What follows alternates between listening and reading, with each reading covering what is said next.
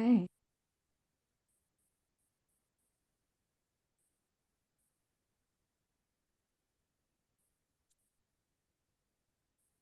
All right. Hello, everyone. Welcome to IEC's Clean Energy Town Hall. Um, my name is Samira Hnessian. I am IEC's Energy Policy Director. I'm very, very excited. We have a full agenda for you to talk about our clean energy priorities for 2026. As a reminder, this is an opportunity to hear what we're thinking as our primary area of focus for next year. And this is about gaining your input. We will have a section for Q&A at the very end. And in the meantime, you can add any questions you may have in the chat, but we'll expect folks to stay on mute and respectful of presenters throughout the various presentations.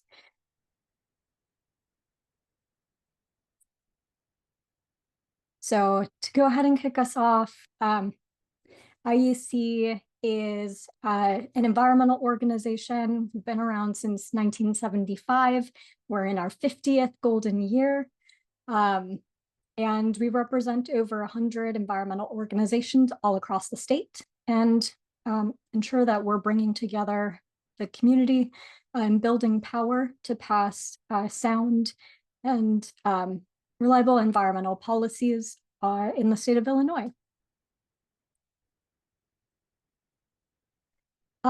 So just want to kick things off briefly and talk about the energy sector and what is prompting us to work on our priorities for next year.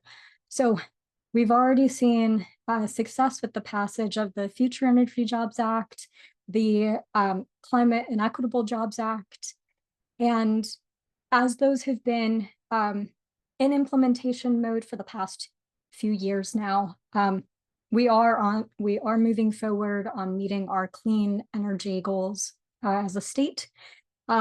It's really important that we continue to stay the course and, if anything, ramp up. We have been seeing some challenges at a federal level that has trickled down to the state level, just with regards to federal clean energy tax credit rollbacks and rollbacks of other programs. We're seeing unprecedented energy demand, particularly from large energy users like AI data centers. And we're also seeing historic annual rate hikes from utilities. So in summary, really unprecedented energy and capacity demand from data centers, along with these federal clean energy rollbacks and poor planning from regional transmission organizations like PJM and MISO. Many folks in the state are under the ComEd and Ameren territories, are causing supply and demand crunches that are driving significant spikes in capacity prices, which essentially means higher utility bills for all of us, and in a lot of ways, unreliability with our grid and ensuring that the lights stay on. So to solve this, in veto, we just passed, the legislature just passed the Clean and Reliable Grid Affordability Act. It's called the SURGA Act. And in summary, this will ramp up our renewable energy deployment. It establishes battery storage so that we can add reliability to our renewable and clean energy. And at the heart of it, it really mitigates rising utility bills by making cost-effective investments in these clean energy resources. ComEd and Ameren customers are projected to see overall net benefit with bill savings of up to $2 a month for ComEd customers and $10 a month for Ameren customers by 2030. Secures clean energy economy by expanding clean energy capacity resources and energy efficiency, by expanding grid capacity and reducing peak demand. It also improves state energy planning and modeling. This is by directing the ICC to conduct integrated resource plans to inform how our renewable portfolio standard resources are allocated. And also ensuring equity in the clean energy transition continues to stay strong. And that's by enabling a storage for all program, tripling utilities, low income energy efficiency, minimum program requirements, and supporting equity eligible contractors with $7 million a year to help them meet new project labor agreement requirements. So that's just a little taste of this very, very large new act that was just passed in veto, and we're waiting for the governor to sign it. So with that said, we have a keynote speaker, Representative Van Williams, and very, very happy to pass the mic over to her to talk about some of the things that she's excited about in the clean energy sector. Well, great. Thank you so much for having me on tonight. I'm really glad to be here. And I just have to go off script a little bit and note, Samira, you were talking about that passing SURJA, and you said we passed, and you corrected yourself and said the legislature passed it. But honestly, it was a we. And everyone on this call was hugely important to making it happen, as you have been for every impactful and important piece of environmental policy legislation we've done for the past several years. So, kind of continuing with my theme of we, I'll say, wow, we did it again. So, as you know, I've been around the clean energy space for some time. And I've talked about this before, but it's been really interesting to see how the clean energy conversation, specifically how the negotiation, engagement, and our role as environmental community has really evolved over time. I like to say, and if you've heard me before, I've used this before, but I like to say I remember the days when we weren't even in the room. And gradually it evolved, and our interests, environmental interests, were considered in the room, albeit a bit of an afterthought. Even the first few big energy bills that I considered and voted on during my tenure in the GA were advanced primarily by industry and utility companies, literally negotiated in the conference rooms of the utility companies. So I remember at the time, as a brand new legislator, having very little understanding of the how or why uh, behind these proposals, but I did understand the dynamics that profit came first, people came second. And that's just the way it was. And a small group of us really voted no on most of all those proposals in the early days. But over time, I really have to credit those of you on this call and the organizations that are represented by IEC for the changing that situation over time to where it is today. And just to take a little deeper dive, as the environmental advocacy increased and as the member organizations grew in influence, you spent time educating members, informing, and engaging the grassroots. And this directly resulted in the change. Over time, more and more elected officials, thanks to your organizing efforts and your advocacy and your educating them, started listening to their constituents on these issues, started identifying themselves as environmental champions. And there I have to credit Jen and her coveted IEC scorecard, engaging with the environmental lobby on a regular basis, never missing the lobby days, rallying for our environment and environmental causes both at home and under the dome, prioritizing environmental issues on their legislative agenda, and truly understanding the dangers of ignoring these issues. We finally, as a result of all that, have made our way into the negotiating room. So, not too long after, I'd say during FEJA, which of course is the Future Energy Jobs Act, we had a seat at the table. Then things evolved. There was a major leadership change in the Illinois House, and the shift really began in earnest, and things really started to change.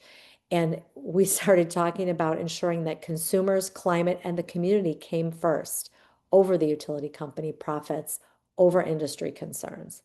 Under CEJA, I think, is the first time we were really in the room where it happened.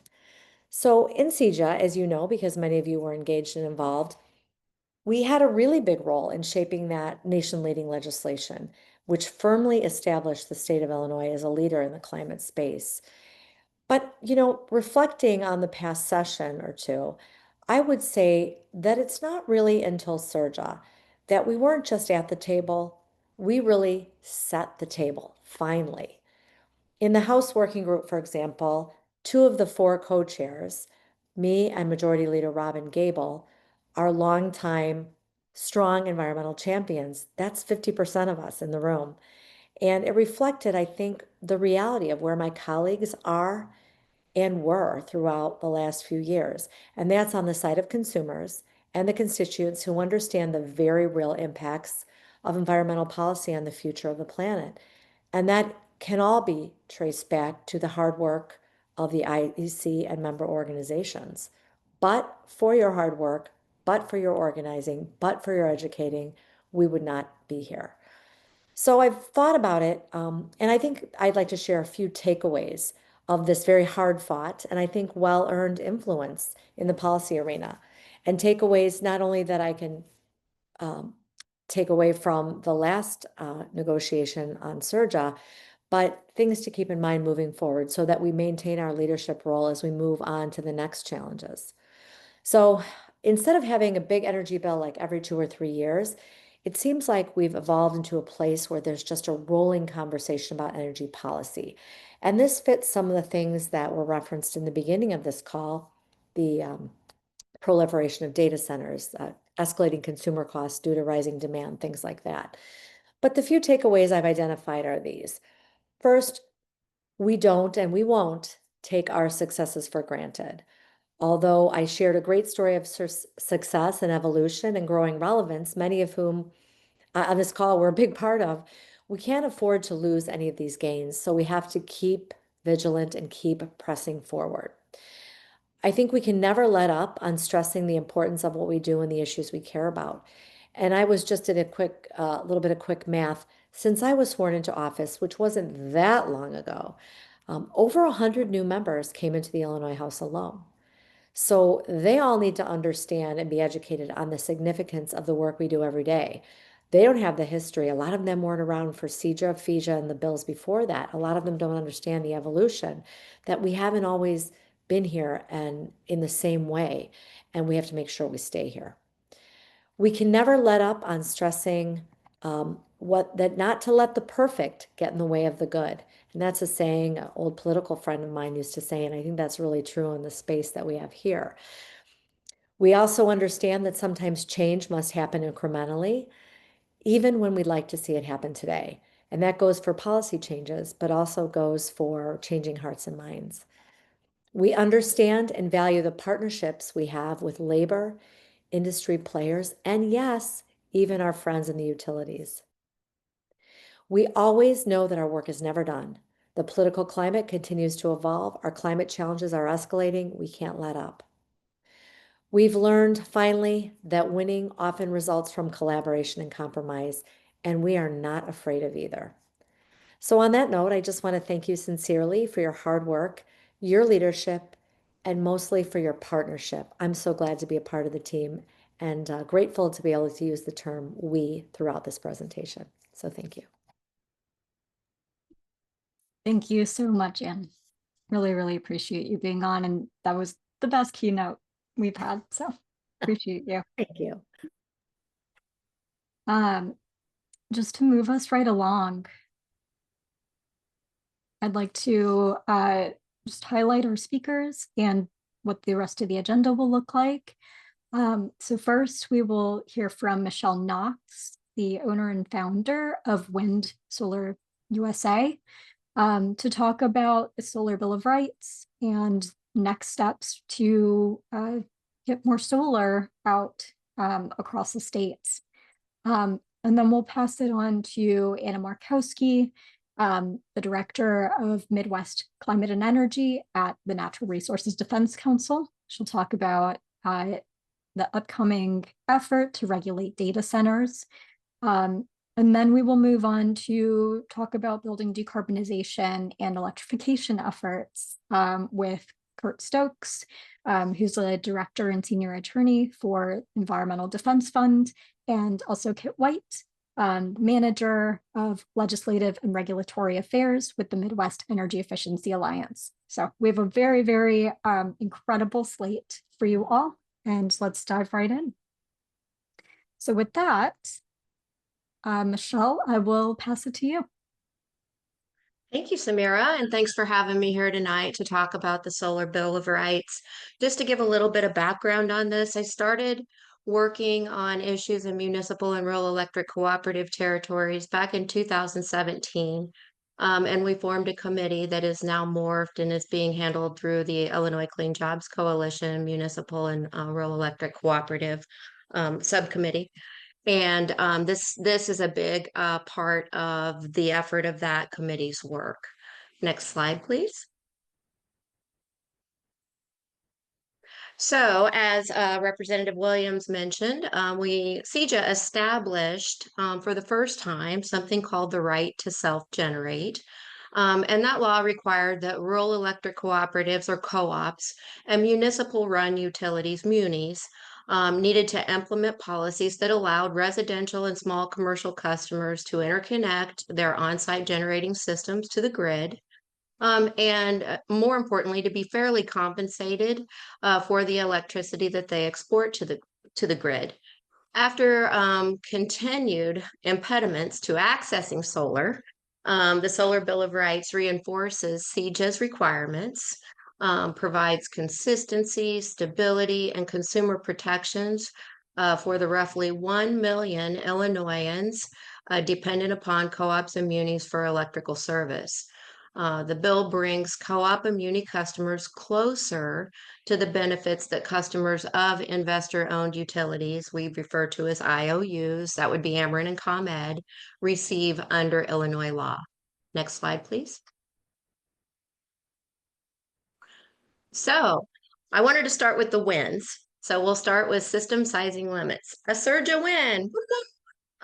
So this allows residential and small non-residential systems to be sized up to 25 kW AC, which is based on the inverter size, for net billing in alignment with treatment of customers of public utilities and the small distributed generation category of the Illinois Shines adjustable block program that's in CEJA. Systems 25K and less are able to get the REC incentive through the Illinois Shines program in a lump sum. So we wanted that to be available to all Illinoisans, not just those living in IOUs. So why is it important?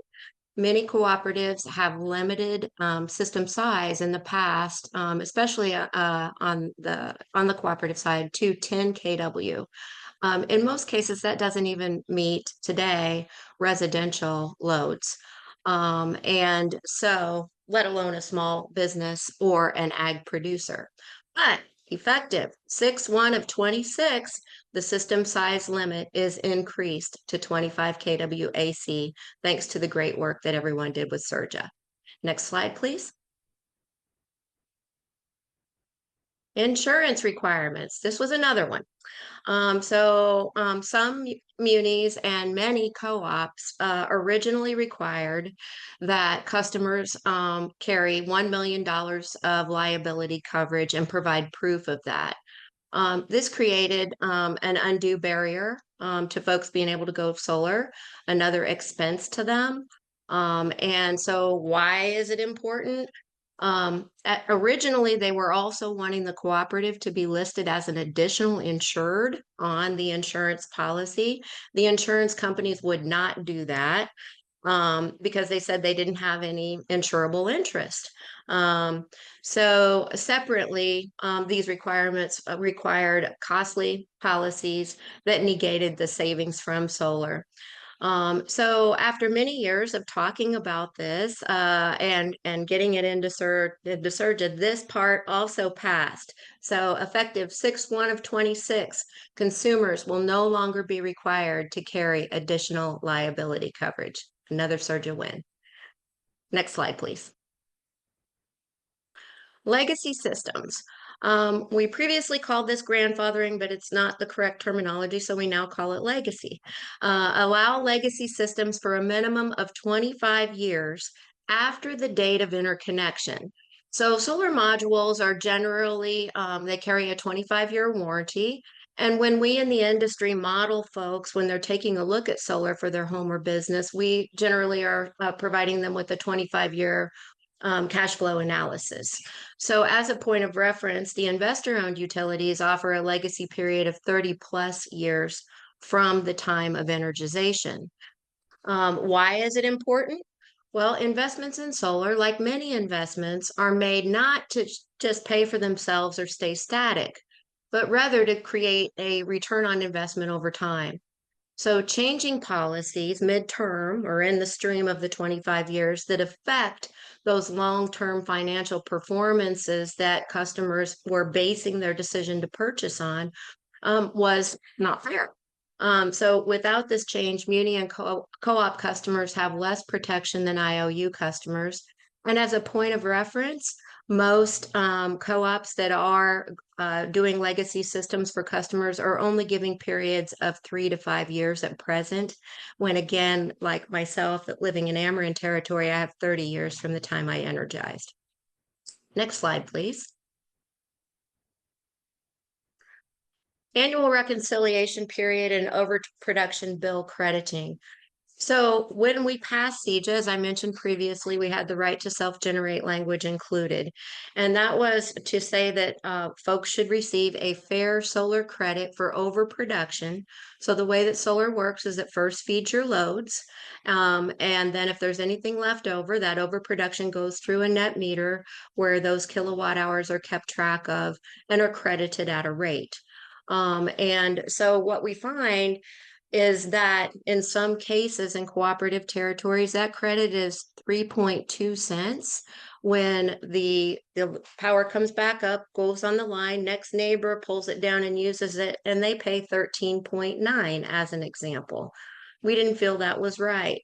So because many co-ops and munis refuse to disclose their cost for electricity, a reasonable proxy for that cost, that fair solar credit, is the average price to compare for the relevant regional transmission organization area.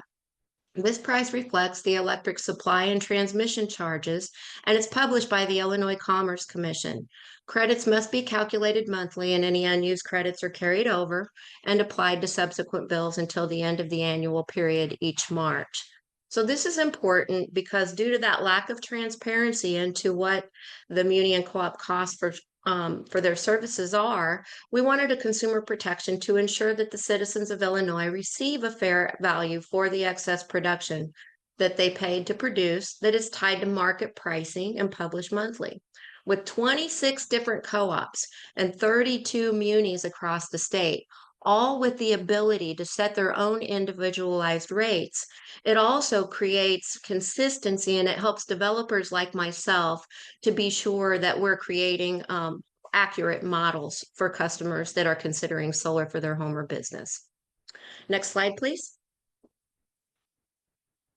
So this is an example of with no legacy provision. When I was talking about the legacy or the grandfathering, this is an actual customer that lives in a cooperative utility territory. When she and her husband originally took the system out, they were at full retail. So anytime they overproduced, they were banking that kilowatt hour at the full retail rate. They then pulled that from that bank and used that prior to being charged. Under that retail net metering, this system was going to pay for itself in 6.6 years, give them a first year utility savings of $579. And over the lifetime, the system paid for itself and then returned to them $12,680 for their original investment in terms of utility savings. This particular utility transitioned folks immediately to a monthly reconciliation. What that means is that they're able to net meter throughout the month. So anytime they overproduce, they're banking kilowatt hours, pulling from it. But at the end of the month, if there's anything left in that kilowatt hour bank, then that is compensated at the avoided cost rate, which in this case was 3.2 cents. Well, how did that affect them? Well, that changed the years to cost recovery from 6.6 years to 14.7, and it reduced the cash gained over the 25-year lifetime of the system from 12,680 to 5,744. But wait a minute, we're not done yet. They're going to again transition the customer one more time. This time it's going to be that anytime they overproduce, that kilowatt hour that's being fed back is credited immediately at the 3.2 cents. So in this scenario, it changes the years to cost recovery from 6.6 years that they originally signed up for to over 25 years. It changes the first year utility savings from $579 to $108. It changes the cash gained over the life of the system from 12,680 on the positive to negative 2,630. The customer had no idea this was happening when they signed up. This is what they've been dealt post. This is why we need the legacy provision. Next slide, please. Third-party ownership. So these are power purchase agreements and leases. In municipal and rural electric cooperative territories, these arrangements are presently disallowed. We have had some conversation about them possibly being able to add leases. So it's important because these are used to finance solar for all developments, and absence of the ability to utilize these structures serves as a barrier for low-income customers. Next slide, please. Excessive meter and study fees. So cost associated with interconnecting a customer's system to the grid should be reasonable and transparent. Limits should be placed on the fees so that utilities can charge for smaller systems, which is particularly beneficial for our residential solar customers. So these systems benefit the grid by reducing load. And so what we're saying is that application fees should be capped at $500, which includes any engineering study, and that they should be approved in a 15 business day approval timeline. This is important because we've seen fees ranging anywhere from, in Ameren for the net metering interconnect fee, we pay $50. I see them in muni and co-op territories, $400 to $650. That in and of itself is a barrier. And then there can also be excessive fees put on top of that for engineering studies. So we need to cap that. We need to make it reasonable so that all Illinoisans can have access to solar. Next slide, please. Excessive interconnection upgrade fees. This is important because if you happen to be at the tipping point, so you're on a line and you have some neighbors that already have solar, they do an engineering study and it determines that the transformer has to be upgraded. If you live in Ameren, that fee is capped at $200. What we're asking here is that that fee be capped in muni and co-op territories at $500. In some cases, this can be up to $2,000 for a small system. And again, it serves as an unnecessary barrier to the customer being able to go solar. Next slide, please. So consumer protections, ICC dispute resolution.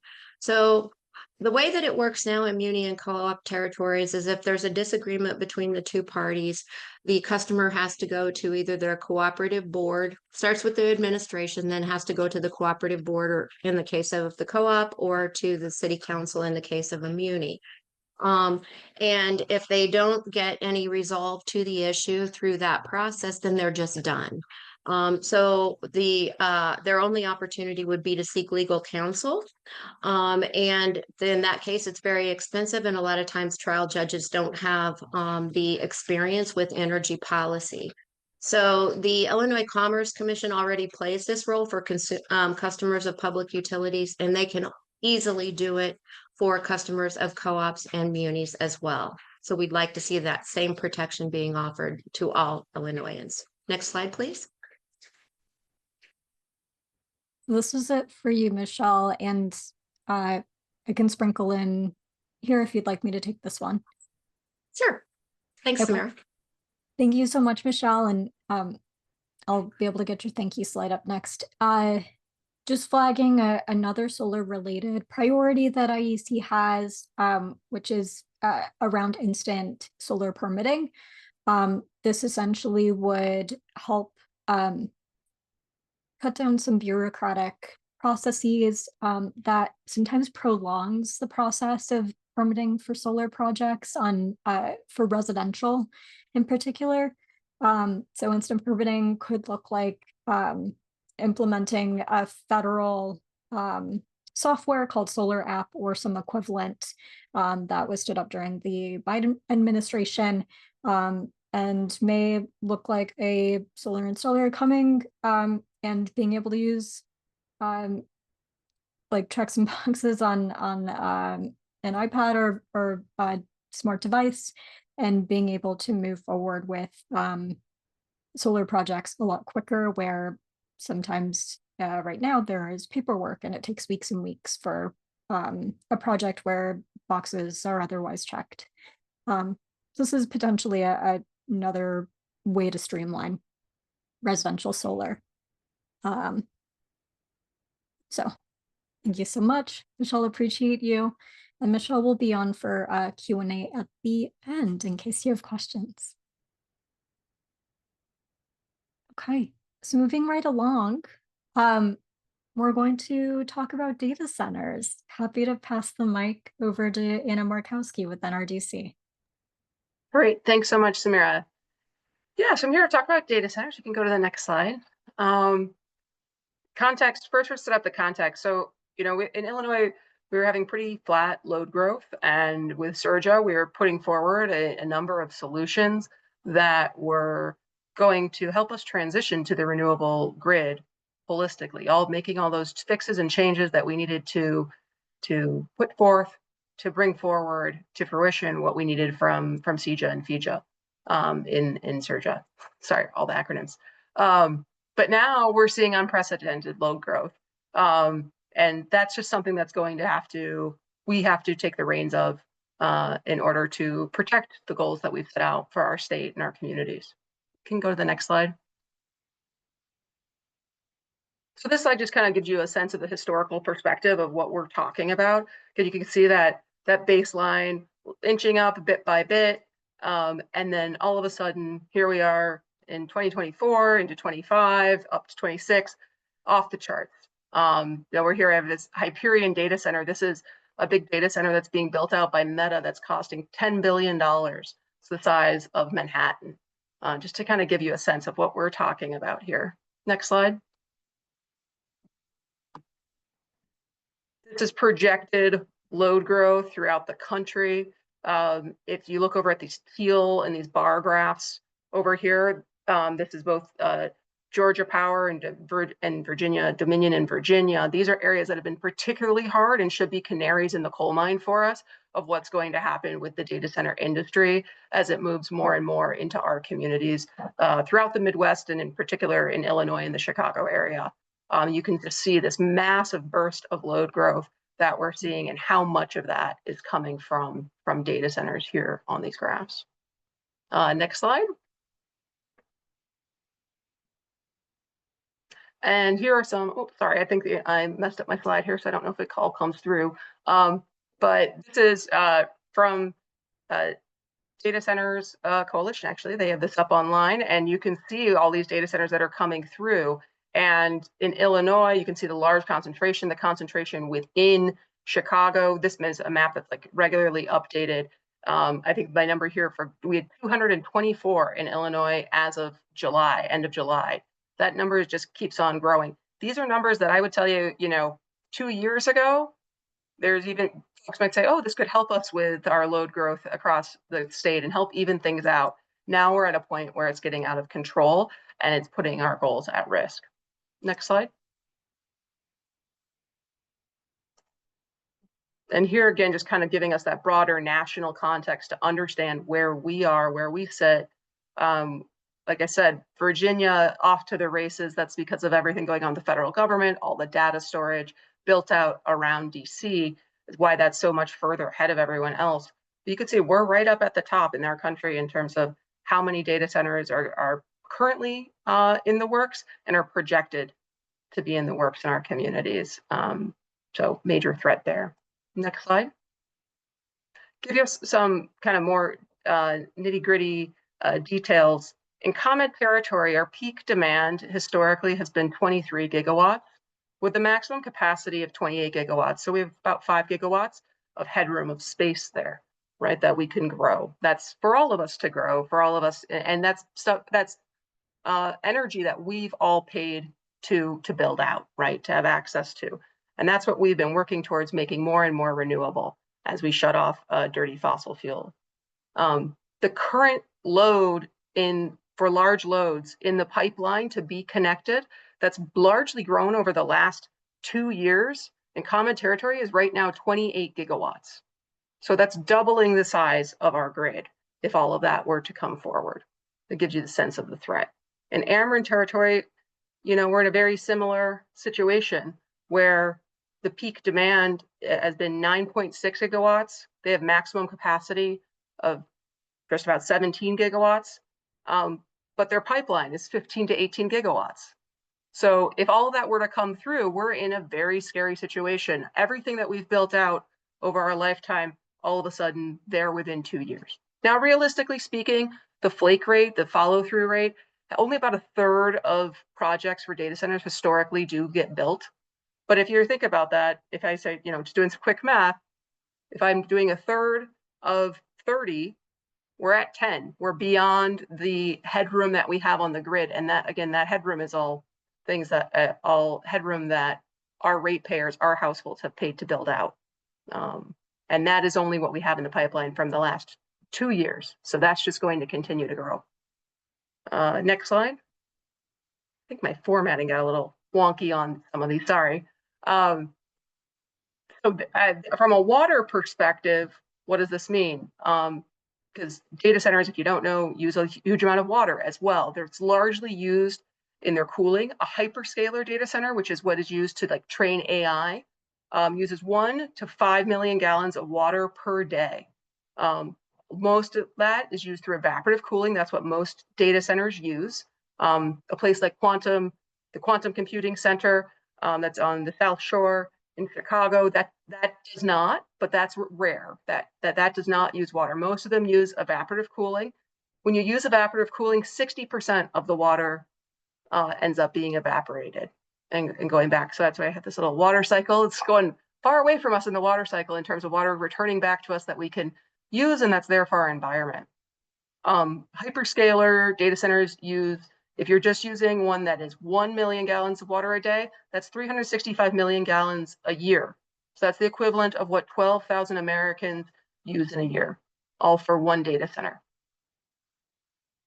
Next slide. So what's the risk? We kind of talked a little bit about this. Data centers they risk our grid, the reliability of our grid.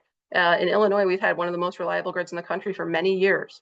That's going to, whether or not, if there's a peak in use, who's going to get that energy? Is it you or the data center? That's going to raise costs for everybody for decades if we don't protect people from having to pay for that build out. But you already paid for the energy that's currently on the grid. Who's going to pay for that new energy for those data centers? Are they going to take the energy that you've paid for? Fossil fuels are given new life, right? There are off-ramps within CEJA that allow, if we are having instability on our grid, that fossil fuel plants that are supposed to be retired are not retired. That we see in our neighboring states. In Wisconsin, they just put forward $900 million to bring on new fossil fuel plants. So these are serious risks that we need to consider. And then aquifers are drained, right? Causing prices to spike and wells to run dry. We've seen the images of things that are happening in communities in California. Do we want that in Illinois? If you can go to the next slide. We may need to fly through risks. Yeah, sure. I kind of just went through them at a very high level there, so we can speed back through those. I think the only risk that I would want to, if we could go through that, the community health risk there, something we haven't talked about there. is we have backup generators that are associated with data centers that pose a significant risk in terms of emissions. And this is I think this stat here that actually came from ComEd in some of their testimony this last year. 1 gigawatt of data centers is equal to 2,000 Costco's. There are individual data centers coming on in ComEd territory that are the equivalent of 1 gigawatt. So I think that's just like very essential for us to understand. Yes, your Costco has a backup generator. That's one. We're talking about 2,000 in your community. If you can go to the slide number 3, sorry, one more. Thanks. So we need to race to the top, not race to the bottom. Next slide. We want to be steering data centers in the right direction. We have 36 states that have been giving tax incentives to data centers. That includes Illinois. They have a really low bar for eligibility. In Illinois, it's 250 million of capital investments and only 20 new jobs. If you look up at the DCEO mandated reports on data centers right now, pretty much all of them are getting that 20 new jobs, and that's it. So in terms of what is this going to do really for our communities? It takes 1 to 2 years to build those data centers, but 5 to 8 to connect them. So there are potentially options, things that we can do to try to accelerate their connection to the grid if they're good actors, that could be appealing for those data centers. Next slide. Let's just go to the next slide. Sorry, given time. So in terms of our solutions, our goals, we have the Beyonce goal, which is the bring your own new clean energy, which means that your large loads pay their own way. They pay for their transmission build out, their capacity build out. They have minimum guarantees of how much energy they're going to buy and for how many years, to protect consumers so that folks aren't paying for these tech billionaires. New, so that they're not cannibalizing the existing capacity, right, that Illinois residents paid for. Has to be additive to the grid. They have to be locally deliverable. That could mean within the RTOs, it could be contiguous states, it could be within the federally negotiated map for the hydrogen hubs. That would work as well. And it needs to be clean. So we want renewable energy. We want a percent that protects our renewable goals from CEJA and also our emissions goals from CEJA. And like I said, we also want that incentivized fast track. So maybe you say if you do 80 or you do 90% clean, you can connect even faster. And what other levers could we attach to that make it really appealing for data centers to be good actors in our communities versus forcing them not to be bad? In terms of our water goals, think about this as extraction, technology, and reporting. So how are you pulling water out? How is that restricted? What do we mandate there? What type of technology are you using? Are you using evaporative cooling, which loses a lot of water? Are you using closed loop, which is newer technology, but it actually uses more energy, and the production of energy also uses more water? And so how can that would need to be renewables?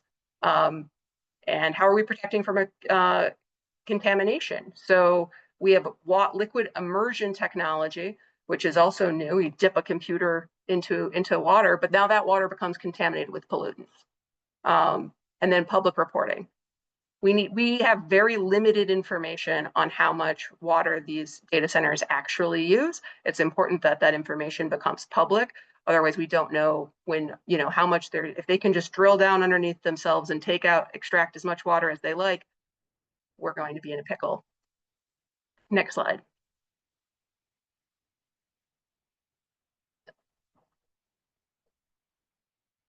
Oh, sorry, Samira, are you able to go to the next slide? Thanks.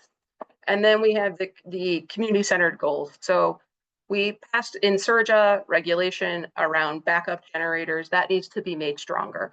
We need Tier 4 IEPA standards. So we got that, but what we need to extend for those is that they need to be a two-hour emergency max. We don't need to go beyond what the standard emergency interval is in Illinois, and what we were able to pass in SERJA was 24 hours. And so that's just too much. It exposes our communities, especially in a situation in a federal time with the federal government, where there are threats for the federal government declaring that all times when data centers are off are emergencies. we can't have that risk to our communities. And then, there's also an opportunity for community benefits as a goal within our work. So particularly within environmental justice communities, that if a data center is going to locate there, what additional investments do they need to make in terms of low-income weatherization, whole home electrification, local jobs? Are there ways that they can take care of those communities that have historically been impacted disproportionately? And sorry, I had to speed through a lot of that. Hopefully that gives the high level of what we need there. I have some additional slides here that folks can take a look at when they scroll through on the impacts of data centers and other potential solutions. Yeah. Thanks. Thank you, Anna. Mhm. All right. I'm just going to skip through the additional slides. Please bear with me for the moment. And we're going to move on to building decarbonization. So happy to pass it over to my colleague Kit with Mia and Kurt with EDF.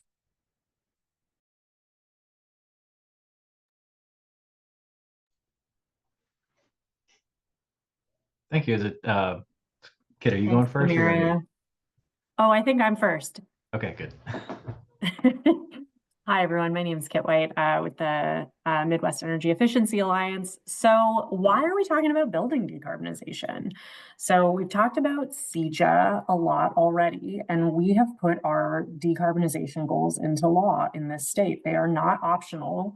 And in order to meet our decarbonization goals, we have to address the building sector. Around 20% of Illinois emissions come from buildings. I think it's actually even a little bit higher than that. And it also costs us money. Illinois gas utilities have high fixed charges. And it's also impacting our health. Burning fuel inside our homes is linked to childhood asthma. And the quality of our indoor air also impacts other things. I mean, even headaches. It's not just asthma, but there are reasons to decarbonize. So let's get into it in the next slide. So the Clean and Healthy Buildings Act, thanks, Samira. So I want to talk about energy efficiency in the Clean and Healthy Buildings Act. So energy efficiency means doing the same task or function using less energy. So right now I could save some energy by turning off all of the lights in this room, but then I would be sitting here in the dark and you couldn't see me. So that would save energy, but it's not efficient. When we talk about energy efficiency, we mean still lighting our home, still heating and cooling our home, but using less energy, doing so more efficiently. Next slide. So why energy efficiency first? Why do we say this is the first strategy in decarbonization? And it's because EE supercharges the impact of the renewables on the grid. If we have a really leaky home, for example, and we install a high efficiency heat pump, we're going to lose out on so much of that energy if the house isn't efficient. So we need to approach energy efficiency first. Next slide.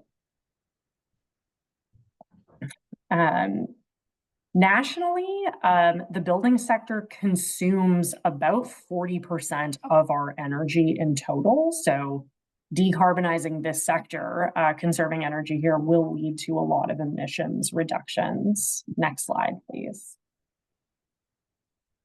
So I'm sorry, this got a little wonky. So in the Midwest, not just in Illinois, in 2023, utility natural gas energy efficiency programs saved 153 million therms of natural gas, and that's the equivalent of about 188,000 gas-powered cars coming off the road for a year. So these are significant emissions reductions that we can be achieving if we, next slide, Samira, improve our gas energy efficiency programs. So in the Clean and Reliable Grid Act, we made huge progress by addressing gas energy efficiency at all. Unfortunately, we weren't able to update those programs in FEJA or CEJA. So this was the first time in Illinois that we updated gas energy efficiency programs since about 2008. And this was a big win, but the updates and increases to the gas energy efficiency programs that we were able to win are voluntary increases. They apply to Nicor and Peoples Gas should they choose to take advantage and increase their programs, but they don't apply to Ameren. And so we want to continue to build on this win. Next slide, please.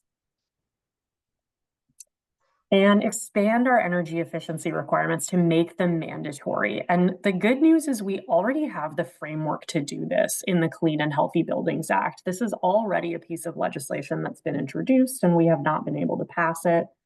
But this framework already exists. And within the act, we would put in significant mandatory, not voluntary, updates to our gas energy efficiency programs to ramp up utility savings to achieve 1% of prior year sales. So in 2023, all the gas utilities together saved the equivalent of less than 0.5% of their sales. So this would be effectively doubling the efficiency programs, doubling the savings that we are achieving. So this leads to emissions reductions immediately. This is faster than getting new renewables onto the grid. These are things that we can implement right away.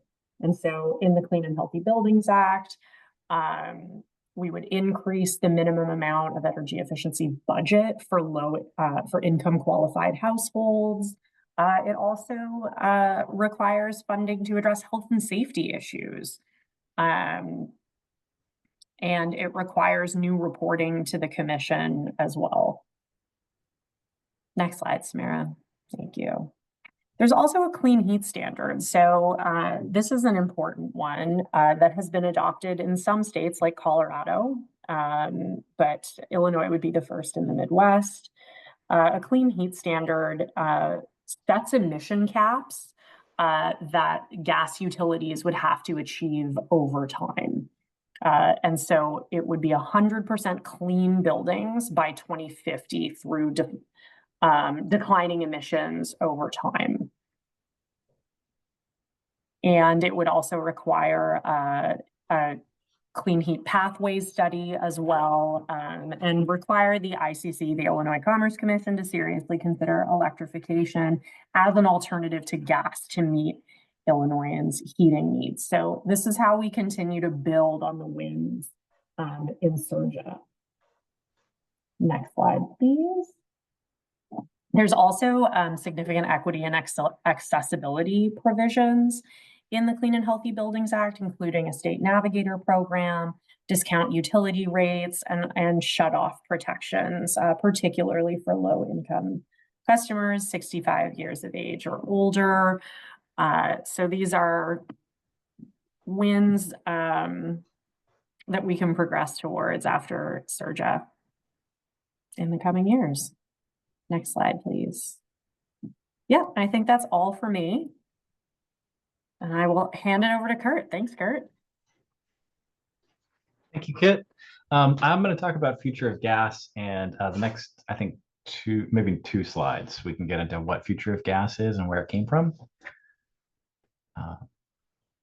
Yeah, so as we've talked, the CEJA established climate goals for the state of Illinois. It had some pretty clear guidelines and requirements for the electric utilities to contribute to those goals. It wasn't very prescriptive on what the gas utilities had to do. And so in 2023, every gas utility and every investor-owned utility gas filed a rate case before the ICC. At the conclusion of that, the commission required a future of gas investigation to explore the issues involved with decarbonizing the gas distribution system. And it's really important to decarbonize the gas system. It's the natural gas is composed almost entirely of methane. And there are a lot of greenhouse gas emissions issues with methane. The first is when it leaks, which it can happen during the production, storage, transmission, and distribution of it. Methane itself is 80 times more potent as a greenhouse gas over the first 20 years than carbon dioxide. So like leakage is a major issue. And then when you burn methane, you create carbon dioxide, which is a greenhouse gas. And so the future of gas is primarily to investigate what technologies and programs and policies are out there that can decarbonize the system, and then how can we do that safely and affordably. And next slide. It's been broken into multiple phases. Phase 1 is done. That was just the early, like, exploring the field of potential technologies that are out there. Phase 2A was commenting on those and presenting on those. Phase 2B and 2C, those are currently underway. Phase 2B is a pathway study that looks at essentially optimizing the mix of technologies that can get us to decarbonize the system safely and affordably. Phase 2C is a full examination of every policy at the legislative, regulatory, and policy level. That means like utility tariffs, everything that could affect how we decarbonize the gas system, investigating that and recommending changes to that. The timeline has been extended. Gas system is huge. It's I think we mentioned it earlier, like these not letting good become the enemy of or perfect become the enemy of good, and knowing that sometimes incremental change is important as well. Knowing that the ship is not going to steer itself, and it's not going to turn quickly. But at the if we go to the next slide, so the phase 2B, the commission is currently soliciting a pathway study from an independent consultant who can evaluate all of the reports that various stakeholders have submitted to the commission, and kind of run its own pathway study and decide with some recommendations to the commission. And we're very, very hopeful on that process. We think we're going to get a good report, hopefully, submitted to the commission that will inform them on 2B. On phase 2C, on December 3rd, a lot of stakeholders, including a lot of the stakeholders on this call, will be submitting a lot of policies to the commission that can assist with our decarbonization efforts.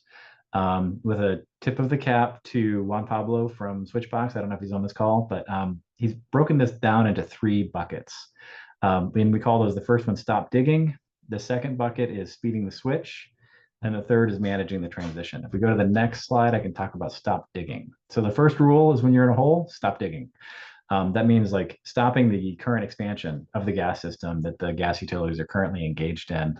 Anybody who's following, gas companies have been continuing to invest massive amounts of money in expanding and renewing, replacing old gas pipes with new gas pipes.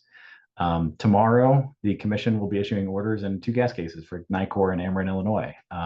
Again, responding to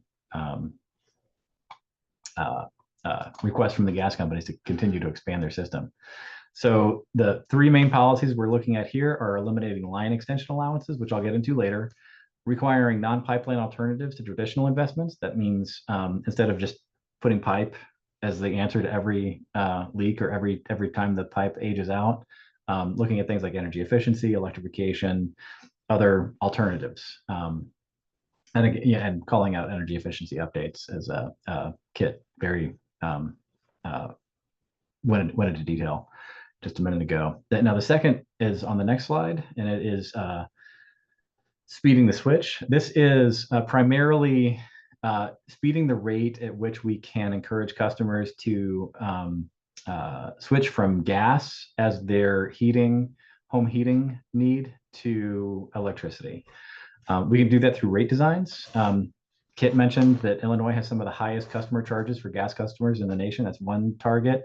Another is looking at making sure that customers who adopt heat pumps to heat their homes are paying their fair share and not subsidizing the costs of the electric system for other customers, that they get an appropriate discount to reflect the benefits that they've brought to the system by adopting a heat pump. Adopting clean heat standards, that's something that Kit also covered. We also want to look at low and moderate income electrification incentives. And then the third bucket that we looked at is managing the transition. So this is, once we stop the build out of the gas system, get people to start switching, how do we manage this transition over the long term? The first one here is to mandate that gas companies do long-term gas planning. So this is something that a lot of other states have gotten their gas companies to look at. Colorado has done this. New York has done this. I think there's some lessons to be learned from both of those, but I think we'll have some good recommendations to get gas companies to come in with a much better view of what they're looking at in their system and getting a lot more transparency and accountability from the gas utilities. That's going to be really important to making sure that, when they come in for those rate cases, that we know that their planning is aligned with utility or with Illinois climate goals. One way to do that is allowing gas cost recovery for electrification measures. So that would be like the gas company helping a customer adopt, for example, an electric heat pump or replacing their gas stove with an induction stove. That's something that would require some legislative changes, most likely. And the third policy we're looking at is revisiting an obligation to serve. So right now, under Illinois law, when a utility gets a request from a customer, say, I want gas service, I'm in your service territory, the gas company is obligated to provide that service to that customer. That obviously is not necessarily consistent with Illinois climate goals as we're trying to stop the build out of the system. And if I think we go to the next slide, we'll talk about the line extension subsidies. So right now, under Illinois law, if a gas company wants to hook up new customers, the new customer says, I want service. The gas company says, well, that's great, but we're going to have to build new lines, a new main or extend the existing main. And we're going to have to build service lines from that main to your building.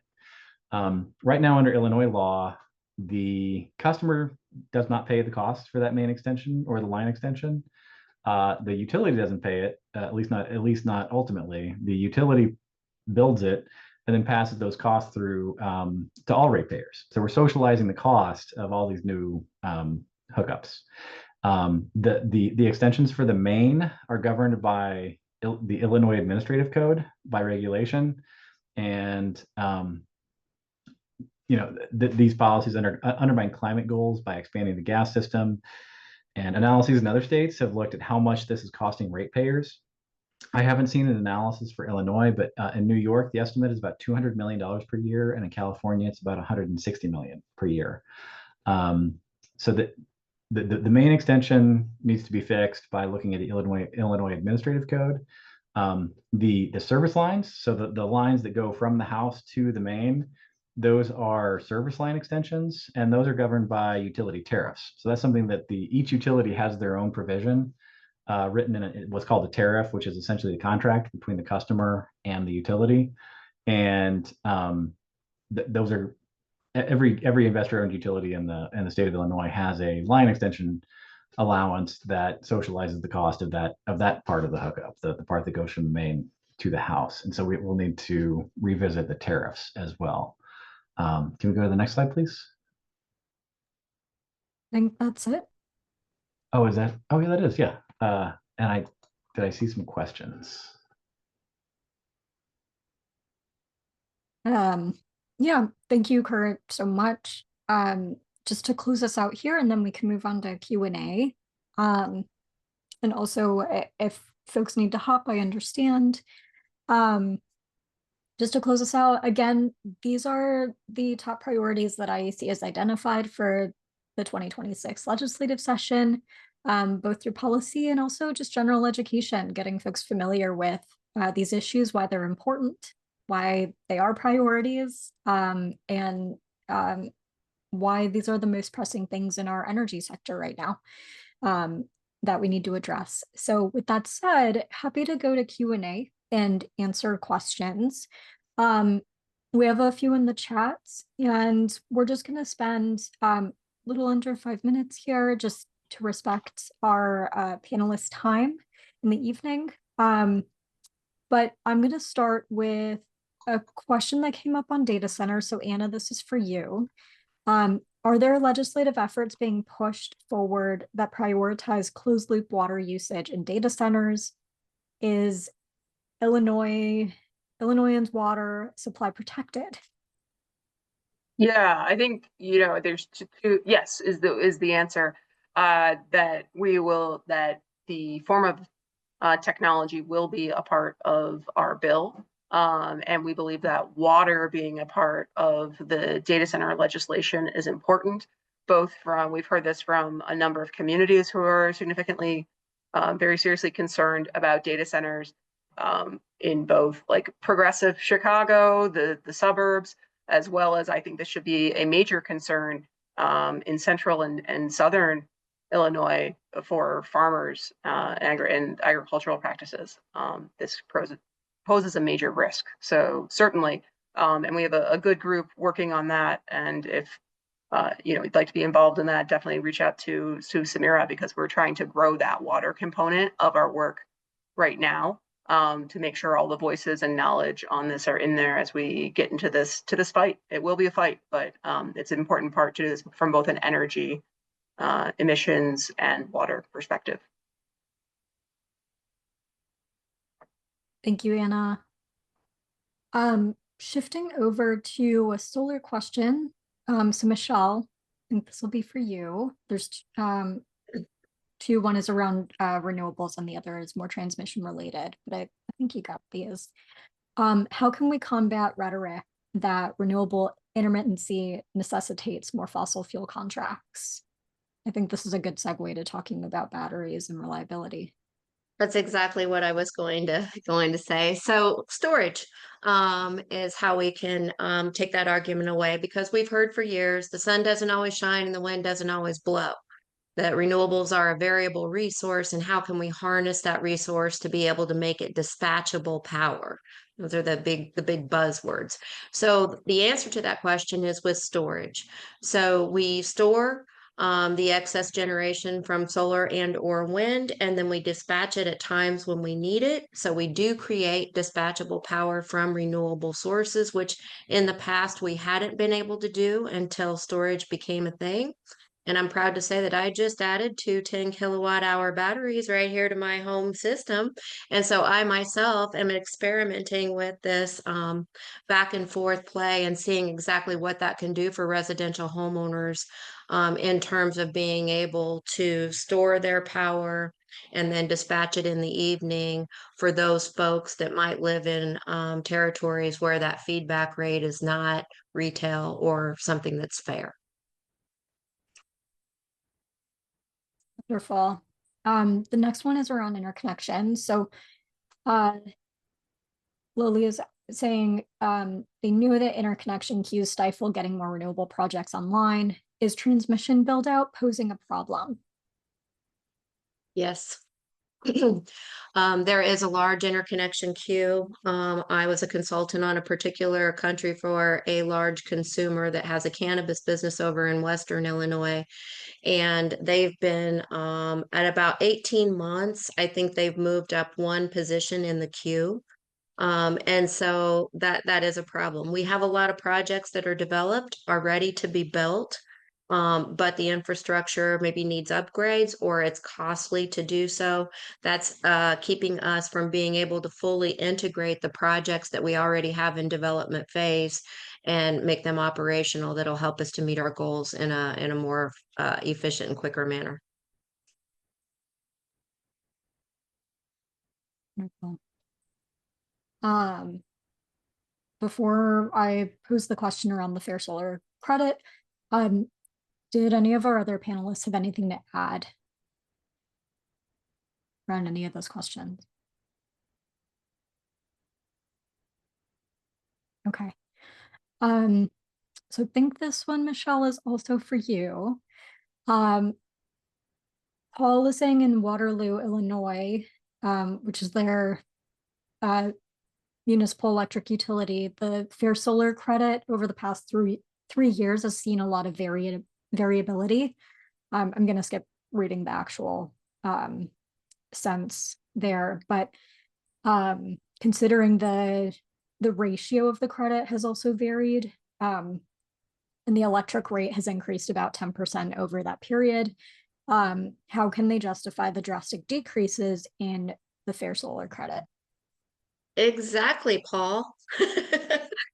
This is why we need the solar bill of rights and why we have that overproduction rate that is to follow the price to compare written in, so that we have something we can depend on that's done by an outside third party.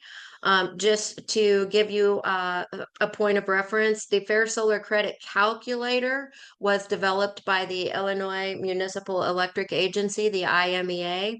And they then distributed that methodology to all of their member communities, of which Waterloo is one. And it's done annually.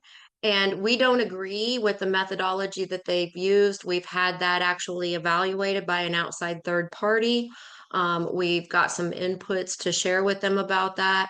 But it could all just go away if we keep it simple and we all just use the price to compare that's put out by the Illinois Commerce Commission, which is what is in the legislation. And it will ensure that all Illinoisans get a fair overproduction rate for that power they're putting back on the grid. And to your point, many of the utilities did take rate increases this year, but at the same time lowered the overproduction rate. So again, they're charging the neighbor more for the power that my renewable energy system generated while they're giving me less. Not a fair deal, and that's why we need the solar bill of rights. Wonderful. Thanks so much. I don't see any more questions in the chat, so I think we can wrap up. Really appreciate everyone's participation. Big thank you to all of our panelists. Thank you for staying on a little longer. Hope you all have a great rest of your evening. Take care. Thanks, Samira.